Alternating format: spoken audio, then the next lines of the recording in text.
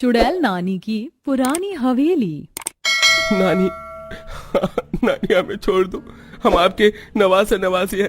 आप हमें कैसे मार सकती हैं? छोड़ दीजिए हमें। नानी, हम आपका खून है, आपके बच्चे हैं, आप हमें क्यों मार रही हैं?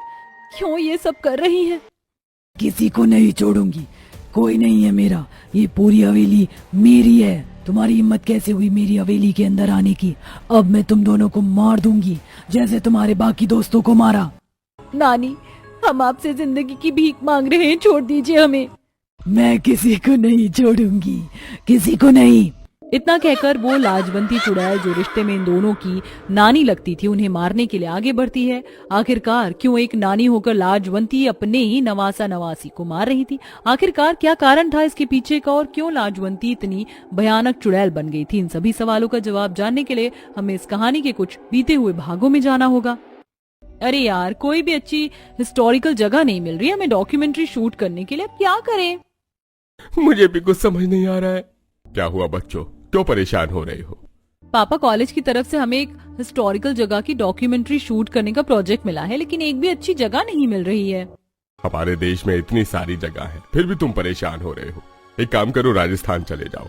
वहां पर इतने बड़े बड़े पुराने फोर्ट हैं, वहां पर तुम आराम से अपनी डॉक्यूमेंट्री शूट कर सकते हो। नहीं पापा, वो क्या है ना, हमें ऐसी जगह की शूट करना है जिसके बारे में ज्यादा लोग ना जानते हो, लेकिन मुझे नहीं लगता कि ऐसी कोई जगह है। ऐसा नहीं है बेटा। तुम्हारी मम्मी के गांव में उनकी एक बहुत पुरानी हवेली है जो किसी महल से कम नहीं है। ये आप क्या कह रहे हैं? कौन सी बात उठा लिया आपने?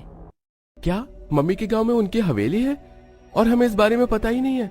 किसकी हवेली है मम्मी? वो मेरी माँ यानी तुम्हारी नानी माँ की हवेली है, लेकिन नाना नानी के गुजर जाने के बाद वो हवेली बंद हो गई है और अब वहाँ कोई आता जाता नहीं है, पूरी खंडहर बन चुकी है। ऐसी तो जगह की तलाश थी मम्मी पापा। चलिए ना, हम गांव चलते हैं। इस बहाने आप लोग गांव घूम लेना और हमारी डॉक्यूमेंट्री वीडियो भी शूट हो जाएगी।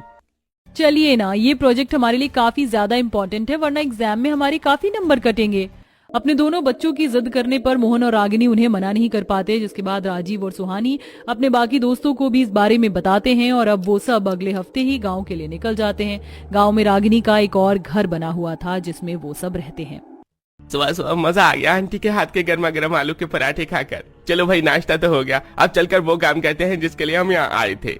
मैंने कैमरे की बैटरी फुल चार्ज कर दी है। आधे घंटे में हम लोग मेरी नानी की हवेली के लिए निकलते हैं। बच्चों, तुम वहां जा तो रहे हो, लेकिन एक बात याद रखना, उस हवेली के अंदर मत जाना। उसका दरवाजा सालों से बंद है, तो वो खुलेगा नहीं, और अंदर चले भी गए तो वहां बहुत धूल मिट्टी अंधेरा होगा, और क्या पता चमगादड़ भी हो, इसलिए। अरे माँ, फिक्र मत करो, बाहर बाहर से शूट कर लेंगे। थोड़ी देर में वो सभी बच्चे अपना अपना बैग उठाते हैं और हाथों में कैमरा लेकर घर से निकल जाते हैं। उन सबको अपनी माँ की पुरानी हवेली जाता देख रागिनी के चेहरे पर एक अजीब सी चिंता छाई हुई थी, जैसे वो उस हवेली के बारे में कुछ ऐसा जानती थी जो उसने अभी तक इन लोगों को नहीं बताया था। और कितनी दूर है तेरी नानी की हवेली? चलते चलते मुझे मेरी नानी याद आ गई। चलो उस आदमी से पूछते हैं, लग तो इसी गांव का रहा है। अरे भाई साहब, यहाँ आगे जाकर एक पुरानी हवेली है, वो मेरी नानी की हवेली है, किस तरफ है वो? क्या कहा तुमने? वो हवेली? हाँ, वो मेरी नानी की हवेली है। प्लीज जल्दी से उसका पता बताइए ना, हमें वहाँ शूटिंग के लिए जाना है। आगे से बाएं मुड़ जाना, वहीं पर है वो हवेली। उस आदमी की बात सुन वो सभी आगे की ओर बढ़ते हैं। हे भगवान, अब क्या होगा इन बच्चों का?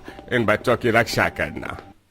थोड़ी देर में आखिरकार वो सभी एक बहुत पुरानी बड़ी सी हवेली के बाहर पहुंच जाते हैं। वाओ यार, सुहानी, राजीव, तुम्हारी नानी की हवेली तो सच में कितनी बड़ी है। मैं तो खुद पहली बार इतनी बड़ी हवेली को देख रही हूँ। चलो अब अपना काम शुरू करते हैं। हवेली के आगे पीछे और दाएं बाएं घूमकर कैमरे से वीडियो शूट बनाने लगते हैं।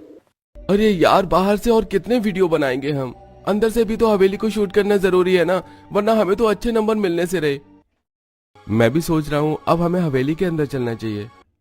सभी अब हवेली के अंदर जाने का प्लान बनाते हैं और सभी को पता था कि हवेली काफी साल पुरानी है और उसका दरवाजा भी मुश्किल से ही खुलेगा।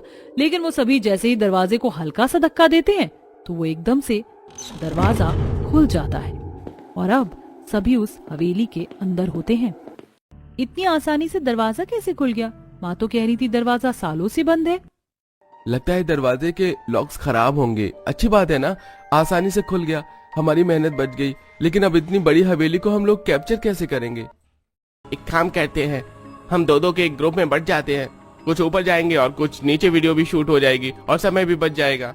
अब सब दो ग्रुप में बढ़ जाते हैं। जहाँ राजीव और सुहानी ऊपर की तरफ जाते हैं तो वहीं गीता और पूनम हवेली के दाएं हिस्से में और पवन रोहित हवेली के बाएं हिस्से में वीडियो कैप्चर करते हैं। अब तो मुझे लग रहा है कि पूरी क्लास में हमारा ही ग्रुप टॉप करेगा इस प्रोजेक्ट में। एक काम करते हैं, इस तरफ चलते हैं। रोहित पवन हाथ में कैमरा लिए हवेली में घूम रहे थे कि तभी अचानक रोहित के कैमरे पर ढेर सारी लाइंस आ जाती हैं। ये अचानक कैमरा को क्या हुआ? 2 महीने पहले तो लिया था, खराब कैसे हो गया? रोहित इतना बोल रहा होता है कि तभी एक अदृश्य शक्ति पवन को घसीटते हुए एक कमरे में ले जाने लगती है, जिसे देख रोहित उसके पीछे भागता है। पवन पवन पवन, कौन है? कौन ले जा रहा है? अरे मेरे दोस्त को छोड़ दो। वो शक्ति पवन को एक कमरे में ले जाती है और अचानक वो कमरा बंद हो जाता है। हे भगवान, ये कमरा खुल क्यों नहीं रहा है? खोलो इस कमरे को। रोहित बार बार दरवाजे को पीटने लगता है और एकदम से वो दरवाजा खुल जाता है। रोहित जैसे ही उस कमरे में जाता है तो देखता है कि चारों तरफ उसके दोस्त के शरीर के टुकड़े पड़े हुए हैं। ये क्या हो गया मेरे दोस्त? किसने किया मेरे दोस्त के साथ ये सब? सामने आओ मेरे। रोहित जैसे ही ये बोलता है तो हवा में उड़ती हुई एक चुड़ैल रोहित के सामने आ जाती है, जिसे देख रोहित डर के मारे कपकपाने लगता है। इससे पहले रोहित कुछ कहता कि वो चुड़ैल रोहित के शरीर के भी ढेर सारे टुकड़े कर देती है और पवन अपनी जान से हाथ धो बैठता है। वहीं दूसरी तरफ गीता और पूनम एक कमरे में वीडियो बना रहे होते हैं कि तभी अचानक गीता हवा में उड़ने लगती है। मैं हवा में कैसे उड़ रही हूँ? कहीं पूनम तो मेरे साथ मजाक तो नहीं कर रही है? गीता हवा में उड़ रही होती है कि तभी अचानक उसका सर उसके धड़ से अलग होता है और वो जमीन पर गिर जाता है, जिसे देख पूनम, ये नहीं हो सकता, राजीव सुहानी कहाँ हो तुम लोग? पूनम इससे पहले उस कमरे से बाहर निकलती कि तभी वहाँ फिर से वही चुड़ैल आ जाती है।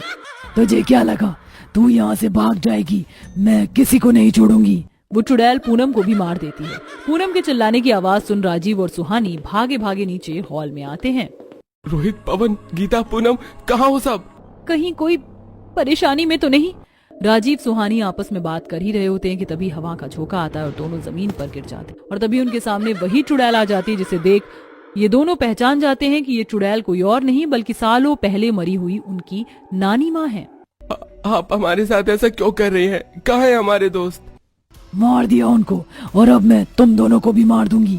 वो चुड़ैल राजीव और सुहानी पर हमला करने वाली होती है कि हवा में उड़ती हुई एक और चुड़ैल वहां आती है जो बिल्कुल लाजवंती की तरह थी। वो चुड़ैल जल्दी से सुहानी और राजीव को उठाती है। तुम दोनों ठीक तो हो ना मेरे बच्चों? अगर आप हमारी असली नानी हैं, तो ये कौन है? ये अनामिका है। सालों पहले ये चुड़ैल मेरी हवेली में घुस आई थी और इसने मुझे मारकर मेरे शरीर पर कब्जा कर लिया। सालों से इसने मेरी आत्मा को कैद कर रखा था। मेरे नाम पर इसने गांव में बहुत तहलका मचाया और मैं कुछ ना कर सकी। सबको यही लगता है कि मैं ही वो चुड़ैल हूँ जो सबको मारती है, लेकिन आज जब मेरे बच्चों पर बात आई है तो मैं नहीं रोक पाई खुद को। लाजवंती इतना बोल ही रही होती कि तभी अनामिका फिर से उड़ती हुई हवा में आती है। तुझे क्या लगा तू अपने नवासा नवासी को मुझसे बचा लेगी? नहीं बचा पाएगी ने। चाहे मेरी सारी शक्ति ही क्यों ना लग जाए, लेकिन मैं अपने नवासा नवासी को कुछ नहीं होने दूंगी। मैं भी देखती हूँ कि कैसे बचाती है तू इन्हें। अनामिका राजीव और सुहानी पर हमला करने वाली थी कि तभी लाजवंती अपनी पूरी शक्तियों का इस्तेमाल करके अनामिका को मार देती है और अब खुद भी घायल हो जाती है। नानी माँ, ये क्या हो गया आपको? हम जल्दी से आपको डॉक्टर के पास लेकर चलते हैं। बच्चों, मैं कोई इंसान नहीं बल्कि एक चुड़ैल हूँ। अनामिका के मरते ही मैं भी अब इस कैद से आजाद हो गई हूँ और अब मुझे आखिरकार मुक्ति मिल गई है। आखिरकार लाजवंती को भी मुक्ति मिल जाती है और अब दोनों भाई बहन हवेली से बाहर निकलकर अपने घर आते हैं और अपनी माँ और गांव वालों को सारी हकीकत बताते हैं, जिसे सुन अब सभी लाजवंती की आत्मा की शांति के लिए पूजा करते हैं और इसी के साथ चुड़ैल नानी की भूतिया हवेली की कहानी हमेशा हमेशा के लिए खत्म हो जाती है।